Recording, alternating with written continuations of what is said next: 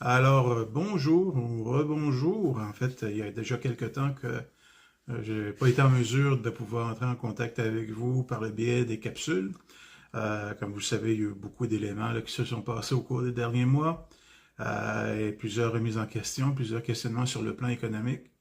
Et puis, certaines personnes me disaient, ben Michel, écoute, tu parles beaucoup de développement durable, mais est-ce que ces éléments-là peuvent nous aider dans la prise de décision par rapport à ce que l'on vit en ce moment, que ce soit au niveau, bref, et peut-être de manière plus globale, hein, dans un contexte d'instabilité économique ou de tension commerciale?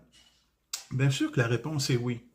Et puis, je vais prendre simplement 2 minutes, très court, simplement pour vous énumérer en 7 petits points en quoi finalement les objectifs de développement durable ou tout ce que ça peut, ou tout ce que cela comporte comme outil à la prise de décision peut aider. Hein. Et puis, je vais débuter immédiatement par le fait que, automatiquement, face à un enjeu qui se pointe comme celui que l'on vit en ce moment, c'est nécessaire d'avoir une approche qui est très holistique. Donc, ne pas simplement se limiter à une analyse ou à une grille d'analyse qui serait essentiellement soit économique, soit essentiellement sociale, ou soit essentiellement politique, ou peu importe.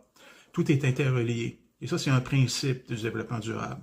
Donc, tenir compte de l'aspect, oui, environnemental, bien évidemment, mais surtout actuellement des aspects plus économiques et sociaux dans notre prise de décision face au contexte et l'écosystème dans lequel on vit actuellement. Ça, c'est le premier point. Deuxièmement, bien évidemment, c'est qu'au niveau de la prise de décision, il faut quand même garder une perspective à court, moyen et long terme.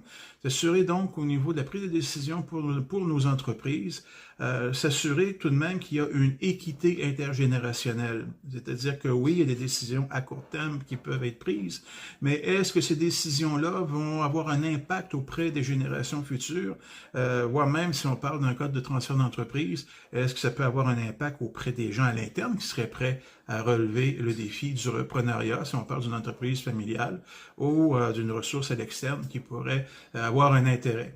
Donc, tenir compte de ces éléments-là, c'est-à-dire aussi se projeter dans l'avenir. Ça, c'est très important pour la pérennité de l'organisation. La troisième, innovation technologique.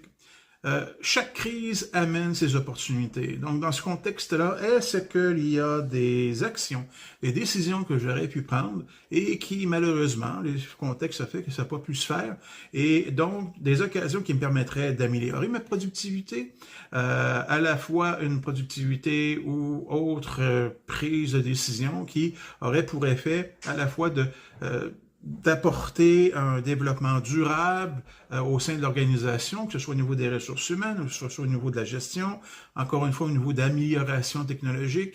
Très souvent, c'est une possibilité d'une remise en question des manières de faire, et en ce sens-là, ben, c'est peut-être une occasion qui se présente à nous pour pouvoir poser les bons gestes. Quatrième point, responsabilité et transparence. Ben, lorsqu'on est dans un contexte où, en fait, il y a beaucoup d'incertitudes, ou beaucoup plus de questions que de réponses, c'est important qu'au niveau de nos collaborateurs proches et de nos travailleurs et travailleuses, qu'il y ait une qualité de la communication qui soit transparente, limpide, claire, et que parfois les décisions qu'on peut prendre, si elles sont mal verbalisées, mal communiquées, peuvent davantage créer de problèmes, de tensions, d'anxiété, et finalement de ne pas voir cette décision-là qui, au départ, peut avoir des effets bénéfiques, jamais ne prendre forme. Donc ça, c'est très important. Cinquième point, participation et collaboration. Je vous dirais que c'est peut-être un des éléments les plus essentiels. En situation de tension ou de crise, s'assurer que on est en mesure de pouvoir impliquer le plus possible les personnes pertinentes, les personnes qui peuvent avoir un effet de levier, ces personnes qui, autour de nous, peuvent en même temps aussi être des porteurs de bonnes nouvelles. Donc, en ce sens-là, savoir bien s'entourer. Et là, je reviens un peu avec la question que j'ai déjà abordée par le passé des comités aviseurs. Ben, ne pas avoir peur aussi de pouvoir peut-être créer des espaces pour d'autres types de compétences, d'autres types d'expériences qui, dans le contexte actuel, peuvent vous permettre de prendre une décision éclairée. Le sixième point, ben, précaution et prévention, bien évidemment.